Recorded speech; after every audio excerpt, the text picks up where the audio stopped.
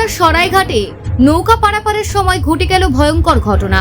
প্রায় 15 জন যাত্রী নিয়ে নৌকাটি প্রবল নদীর স্রোতে পড়ে নিয়ন্ত্রণ হারিয়ে ফেলে। গড় পুরুষোত্তমপুরের ভাঙা বাঁধের দিকে স্রোতে ভেসে যাওয়ার সময় যাত্রীদের মধ্যে আতঙ্ক ছড়িয়ে পড়ে।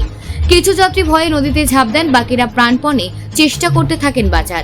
এমনই সংকটময় পরিস্থিতিতে নৌকার চালক অতি দক্ষতার সঙ্গে নৌকাটি গ্রামীণ এলাকার দিকে নিয়ে এসে যাত্রীদের নিরাপদে নামিয়ে দেন। চালকের এই তৎপরতায় বড় বিপদ থেকে বাঁচলেন নৌকার যাত্রীরা। পরিস্থিতি সামাল দিতে ঘটনাস্থলে তৎপর শুরু করেছেন স্থানীয় প্রশাসন। এখন আমরা মানুষকে শিফটিং করছি। প্রায় 3000 লোককে আমরা তুলেছি বিভিন্ন জায়গায়, ঠিক আছে, উঁচু জায়গায় সরিয়েছি।